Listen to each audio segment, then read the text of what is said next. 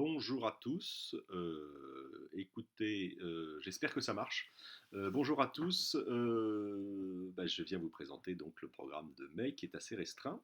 Euh, je vais simplement vous dire un de nos livres privilégiés forts de février, c'est le Albrecht Les émotions de la Terre. Il y a une très très grosse promotion, puisque pour l'instant sont calées une matinale d'Inter, la matinale d'Inter du week-end, la grande table, France Culture donc, 28 minutes, la matinale d'Europe 1, Le Monde, Le Figaro, La Croix, 20 minutes, Psycho Magazine, Philo Magazine, etc., etc., Ouest France, EBRA, c'est-à-dire les médias de province, etc.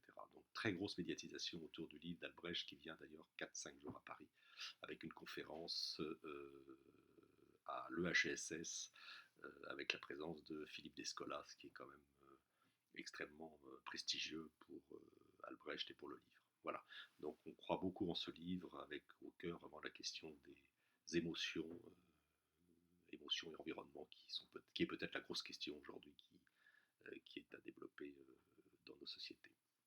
Voilà, donc le livre que je vais présenter euh, en mai est un livre qui pour nous est très important. C'est le livre de Jean-Claude Kaufmann qui s'appelle Pas envie ce soir et le sous-titre sera Le consentement dans le couple.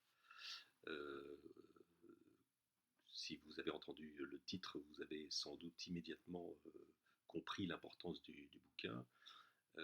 Inutile de rappeler MeToo, inutile de rappeler ce qui se passe actuellement dans le monde du sport, en France, mais aussi à l'étranger, mais surtout en France maintenant.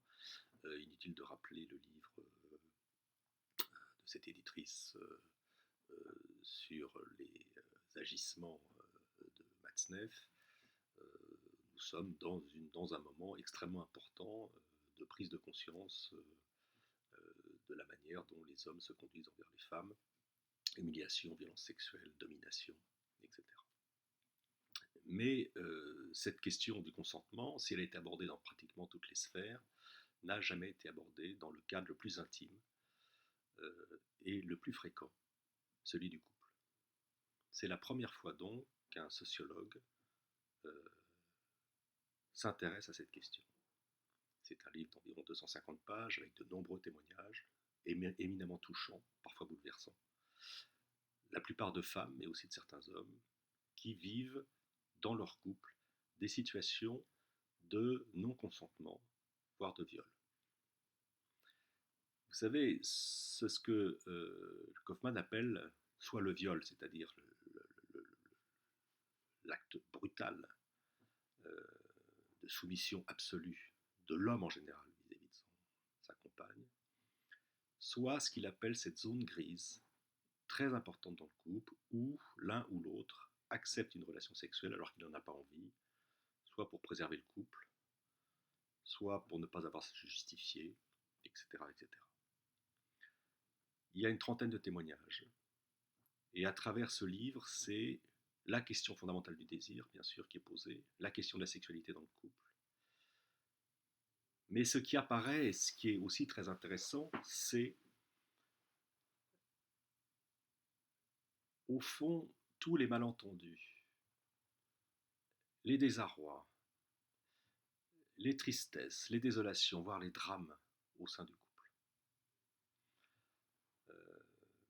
Voilà, je n'en dirai pas plus, je pense que vous avez compris combien ce livre était important, et je le répète, c'est la première fois qu'un sociologue en France s'intéresse à la question, encore taboue, du désir et donc du consentement, voire du viol dans le couple.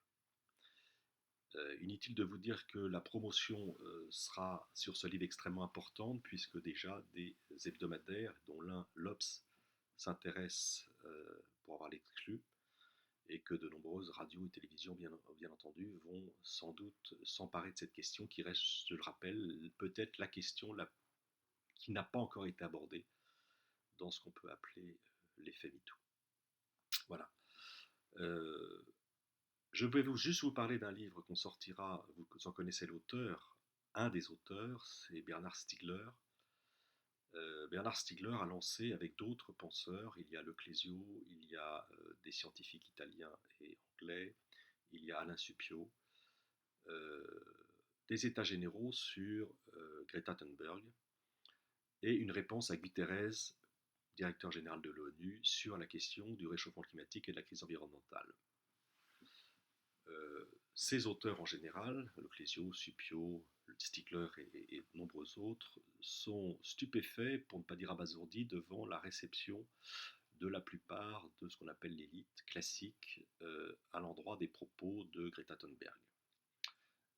C'est parfois même avec une certaine violence que ces propos sont émis à l'endroit de cette jeune fille.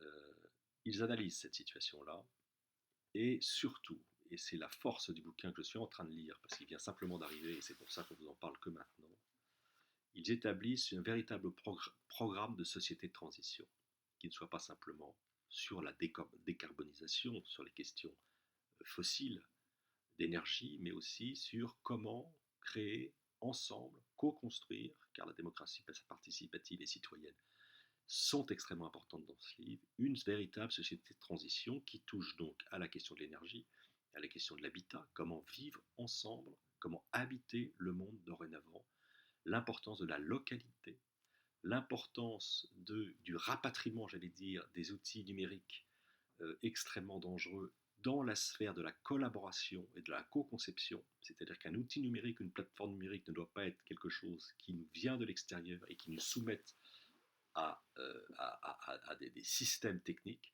mais doit être au contraire un outil de penser et de repenser la situation dans laquelle nous sommes et l'effectuation de la transition ensemble. C'est totalement différent. Il y a énormément d'exemples de projets de ce type qui sont évoqués dans ce livre dans le monde. Je pense que ça peut être un livre important. On va organiser une conférence de presse à la sortie du bouquin, qui sera sans doute à la mi-mai, pour faire en sorte que cette prise de conscience soit extrêmement importante, car elle ne concerne pas simplement les techniques pour changer l'économie, mais, comment dire, une rupture anthropologique pour repenser ensemble le monde et le sens de la société dans laquelle on souhaite vivre aujourd'hui en considérant les contraintes environnementales de plus en plus fortes auxquelles nous sommes soumis. Voilà. Euh, donc les deux livres en mai qui vont sortir. Euh, je vous simplement vous signaler que nous allons, comme vous l'avez fait vous, Actes Sud, créer notre collection audio également. Euh, Comme on a fait la collection Poche qui est, je vous en remercie vraiment beaucoup de la soutenir, une très très grande réussite.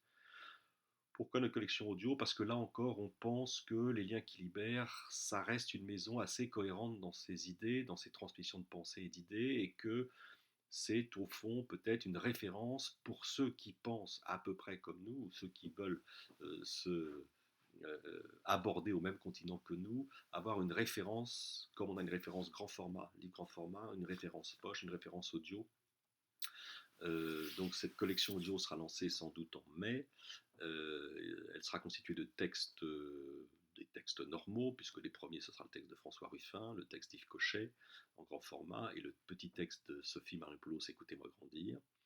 Et on veut lancer aussi une petite collection audio de textes dits politiques, au noble sens du terme, dans laquelle il y aura, et ça j'en suis vraiment content, un petit texte de Pierre Bourdieu, il y aura un texte d'Alain Damasio,